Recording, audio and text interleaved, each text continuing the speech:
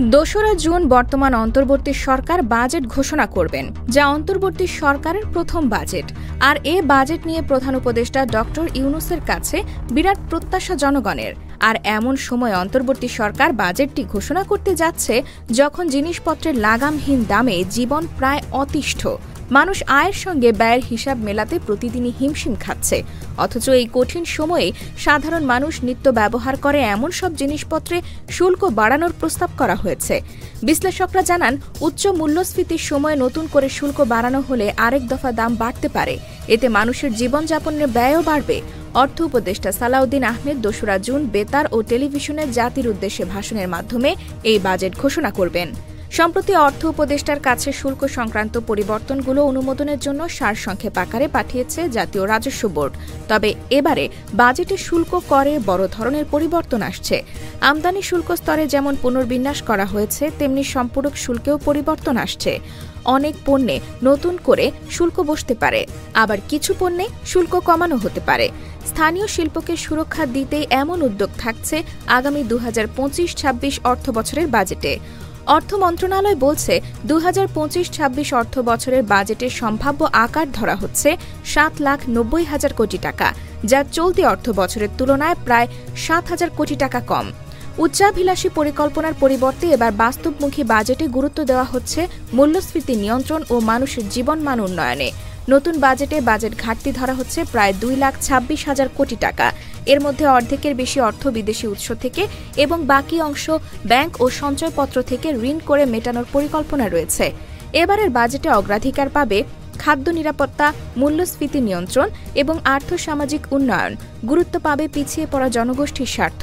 এর অংশ হিসেবে সামাজিক সুরক্ষা কর্মসূচির আওতায় ও ভাতার পরিমাণ বাড়ানোর পরিকল্পনা রয়েছে। এছাড়াও আগামী বাজেটে সামাজিক সুরক্ষা কর্মসূচির আওতায় ভাতার পরিমাণ ও সুবিধাভোগী বাড়ানোর পরিকল্পনা করছে সরকার। বয়স্ক ভাতা, বিধবা ভাতা, স্বামী নিগৃহীতা ভাতা, অসচ্ছল প্রতিবন্ধী ভাতা সহ প্রায় 10টি ভাতা বাড়ানোর চিন্তাভাবনা রয়েছে সরকারের। বয়স্ক, বিধবা ও স্বামী নিগৃহীতা ভাতা ১৫০ টাকা থেকে ২০০ টাকা বাড়তে পারে। বর্তমানে সারা দেশে ৬০ লাখ বয়স্ক নাগরিককে মাসিক ৬০০ টাকা করে ভাতা দেওয়া হয়। মাসিক ৫৫০ টাকা করে ২৭,৭৫,০০০ বিধবা ও স্বামী নিগৃহীতা নারীকে ভাতা দেওয়া হচ্ছে। আর ৩২,৩৪,০০০ অসচ্ছল প্রতিবন্ধী ভাতা পান ৮৫০ টাকা করে। হিজড়া, বেদে, চা শ্রমিক ও অনগ্রসর জনগোষ্ঠীর জীবনমান উন্নয়নে ভাতা দিচ্ছে সরকার। তাদের ভাতাও বাড়তে পারে। একই সঙ্গে অতি দরিদ্রদের জন্য কর্মসংস্থান, খাদ্য বান্ধব কর্মসূচি, ভালনারেবল গ্রুপ ডেভেলপমেন্ট কর্মসূচি ও ন্যাশনাল সার্ভিস কর্মসূচির বরাদ্দ বাড়ানোর পরিকল্পনা করা হচ্ছে। এই বিষয়ে সমাজ কল্যাণ মন্ত্রণালয়কে প্রস্তাব পাঠানোর জন্য বলেছে অর্থ মন্ত্রণালয়। প্রস্তাব পাওয়ার পর আগামী এপ্রিল মাসের শুরুতে অর্থ উপদেষ্টার নেতৃত্বে এ সংক্রান্ত উপদেষ্টা পরিষদের কমিটির সভায় আলোচনার পর কোন খাতে ভাতা কত বাড়ানো হবে সেই সিদ্ধান্ত হবে। তাছাড়া এবারের বাজেটে খাদ্য নিরাপত্তা নিশ্চিতে বাড়তি নজর রাখছে সরকার। চলতি অর্থবছরে কয়েক দফা ভয়াবহ বন্যায় ফসলের ক্ষতি হওয়ায় আউশ এবং আমনের উৎপাদন লক্ষ্যমাত্রার চেয়ে প্রায় ১৩ লাখ টন কম হয়েছে। গত ৭ জানুয়ারি পর্যন্ত খাদ্যশস্যের সরকারি মজুতও গত বছরের তুলনায় প্রায় ২৩% কম ছিল। তাই মজুত ও সরবরাহ ব্যবস্থা স্বাভাবিক রাখতে চলতি অর্থবছর ৯ লাখ টন খাদ্যশস্য আমদানির উদ্যোগ নেওয়া হয়েছে। একই সঙ্গে স্থানীয়ভাবে খাদ্যশস্য উৎপাদন যাতে ব্যাহত না হয় সেজন্য সারের মূল্য স্থিতিশীল রাখার লক্ষ্যে ভর্তুকি প্রদান অব্যাহত রয়েছে। চলতি অর্থবছরের সংশোধিত বাজেটে কৃষি খাতে ভর্তুকি ২১,০০০ কোটি থেকে বাড়িয়ে ২৮,০০০ কোটি টাকা করা হয়েছে। আগামী বাজেটেও এ খাতে বাড়তি বরাদ্দ অব্যাহত রাখার পরিকল্পনা রয়েছে। একই সঙ্গে খাদ্য ভর্তুকি বাবদ চলতি অর্থবছরের সংশোধিত বাজেটে ৮,০৫৯ কোটি টাকা বরাদ্দ রাখা হয়েছে। মূলত ওএমএস, টিসিবি, খাদ্যবান্ধব কর্মসূচি সারা বছর চলমান রাখার লক্ষ্যে বর্ধিত হারে বরাদ্দ রাখা হয়েছে। আগামী বাজেটে এসব খাতে বাড়তি বরাদ্দ রাখা হবে। তবে সবকিছু বাদে এবারের বাজেটে শুল্ক নিয়ে দেখা যাচ্ছে অসন্তোষ। বর্তমানে আমদানি পর্যায়ে আমদানি শুল্কের ৬টি স্তর আছে। স্তরগুলো হল ০, ১%, ৫%, ১০%, ১৫% ও ২৫%। আগামী অর্থ বছরে ৩% হারে আরেকটি নতুন আমদানি শুল্ক হার অন্তর্ভুক্ত করা হতে পারে। তবে প্রধান খাদ্যপণ্য, সার, বীজ, জীবন রক্ষাকারী ওষুধ সহ শিল্পের কাঁচামালের বিদ্যমান শুল্ক হার অপরিবর্তিত থাকছে। ঢাকা সহ বড় শহরে যানজট কমাতে ১৬ থেকে ৪০ আসন বিশিষ্ট বাস আমদানিতে শুল্ক কমতে পারে। বর্তমানে এ ধরনের যানবাহন আমদানিতে ১০% হারে আমদানি শুল্ক বসে। নতুন বাজেটে এই হার কমিয়ে ৫% করার প্রস্তাব করতে পারেন অর্থ উপদেষ্টা। অন্যদিকে মাইক্রোবাসের সম্পূরক শুল্ক কমানো হতে পারে। বিদ্যমান ২০% সম্পূরক শুল্ক কমিয়ে ১০% করা হতে পারে। এছাড়া হেলিকপ্টার আমদানিতে আমদানি শুল্ক আরোপ করতে পারেন অর্থ উপদেষ্টা। বর্তমানে হেলিকপ্টার আমদানিতে কোনো আমদানি শুল্ক নেই। নতুন অর্থ বছরে হেলিকপ্টার আমদানিতে ১০% আমদানি শুল্ক বসানো হতে পারে। এতে হেলিকপ্টার আমদানির খরচ বাড়বে। আগামী বাজেটে বিদেশ থেকে আমদানি করা খেলনার দামও বাড়তে পারে, কারণ বিদেশি খেলনা আমদানির ক্ষেত্রে ট্যারিফ মূল্য বাড়ানো হচ্ছে। সংশ্লিষ্ট ব্যক্তিরা বলছেন, দেশীয় খেলনা শিল্পকে সুরক্ষা দিতে এ ধরনের ব্যবস্থা নেওয়া হচ্ছে। বড় পরিবর্তন আসছে নির্মাণ উপকরণে। এই খাতের বেশ কিছু দরকারি পণ্যে শুল্ক বাড়ানোর প্রস্তাব থাকছে, যেমন cement, rod, bar, angle, tiles, screw, nut, bolt ও নির্মাণ সামগ্রীর দাম আকাশ ছুঁতে পারে। সিমেন্ট তৈরির মূল উপকরণ ক্লিংকারের শুল্কায়ন হয় নির্ধারিত মূল্যে। বর্তমানে প্রতি মেট্রিক টনে ৭০০ থেকে ৯৫০ টাকা কাস্টমস শুল্ক আছে। তবে এখন বাজার মূল্যে নির্ধারণ করার সিদ্ধান্ত নেওয়া হয়েছে। তাতে কাস্টমস শুল্ক ধরা হয়েছে ১৫ থেকে ২৫%। ডলারের ঊর্ধ্বমুখী দর ও বাজারের ওঠানামায় ব্যয়বহুল হতে পারে সিমেন্ট। ঢাকা শহরের পরিবহন ব্যাটারি চালিত রিকশার দাম বাড়ানোর উদ্যোগ নেওয়া হয়েছে।